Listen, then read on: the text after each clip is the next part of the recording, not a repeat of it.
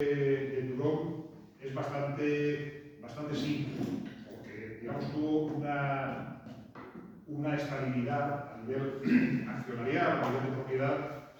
hasta la integración en Nosa durante prácticamente 80 años, notable. Es un negocio que nace en 1890,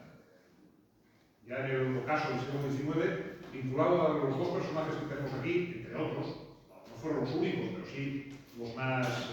señeros, que son los hermanos Chávarri, Víctor Chávarri a la izquierda y Víctor Chávarri a la derecha, que serían sucesivamente presidentes del Consejo de Administración de la empresa, porque como sabrán seguramente ustedes, Víctor Chávarri muere muy pronto y es su hermano Ariel que, siendo mucho más longevo, se hizo cargo de buena parte de sus negocios. Lo que hicieron los Chávarri, junto con otros nombres importantes del capitalismo vasco, como los Gandarias o los Rioaga, fue adquirir un grupo de concesiones mineras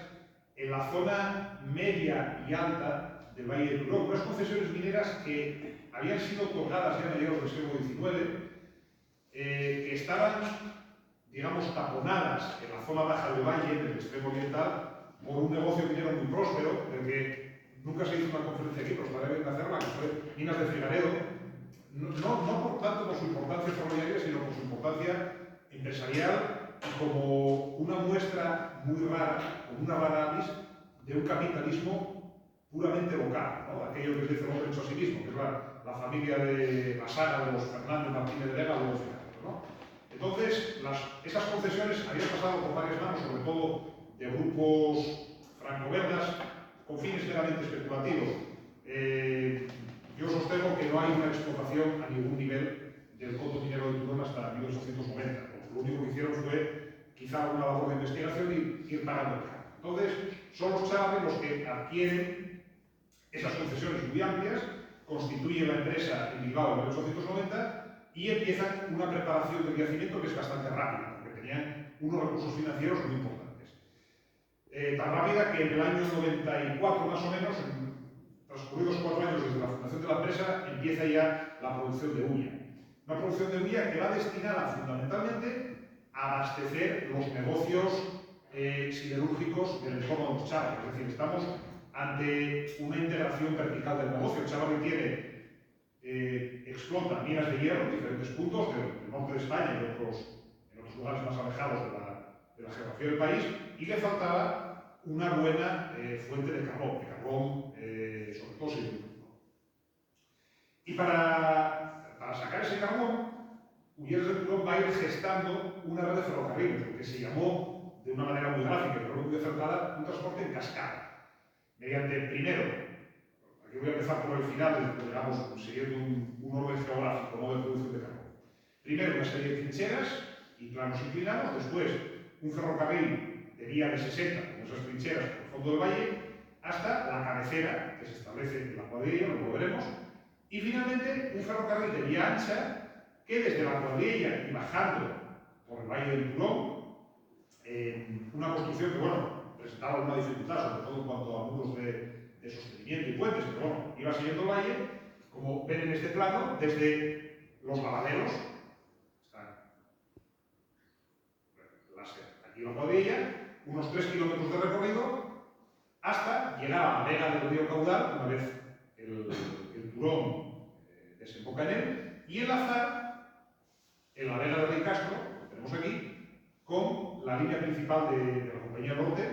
de Linares-Gijón, que va a ser la vía fundamental de esa producción carbonera, sobre todo a través del puerto de Gijón. Digo del puerto de Gijón porque todavía no está terminado el museo. Traigo aquí un plano de vías del apartadero de Rey Castro. ¿Por qué? Porque la topografía de Rey Castro es muy particular, lo fue durante el siglo que duró la explotación ferroviaria, ya que dejaba el enlace en el extremo lado de Gijón, una de vías muertas, y salía del punto de empalme directamente la vía general hacia la cuadrilla. Eso va a determinar que el sistema de explotación, lo vamos a ver las fotos, fuera muy peculiar. Como ocurría en un ferrocarril de cremallera, los trenes que subían al Turón lo hacían con la tracción siempre en el extremo oeste, es decir, los trenes vacíos eran empujados por las locomotoras y los trenes cargados bajaban no diré que remolcado, porque la pendiente era bastante fuerte, daba las 18 milésimas, o todo lo que bajaba simplemente era frenando. Este es un sistema realmente peculiar en un ferrocarril de adherencia,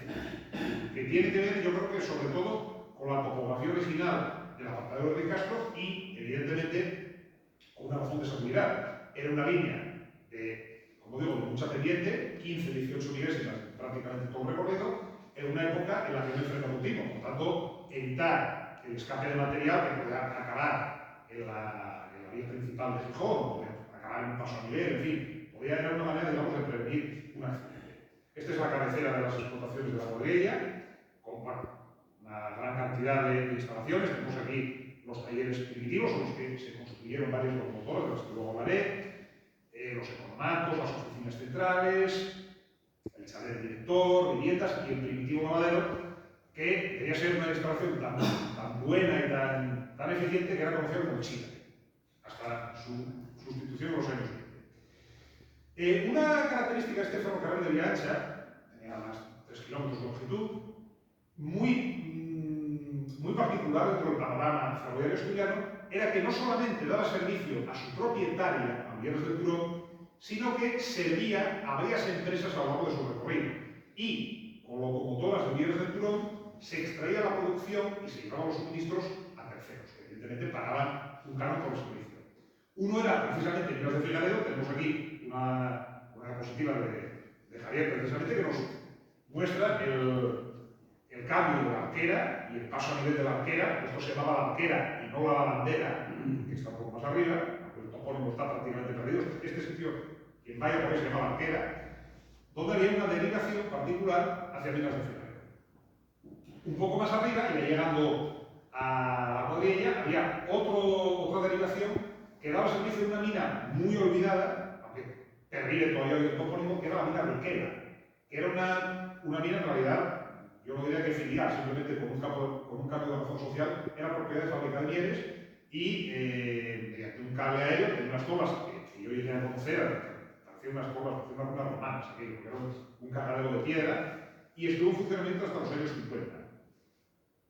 Y más adelante, ya en el siglo XX, la Sociedad Industrial Asturiana estableció una fábrica de aglomerados, que pueden ver aquí, en la Vega de Filaredo, que también tenía su propia derivación,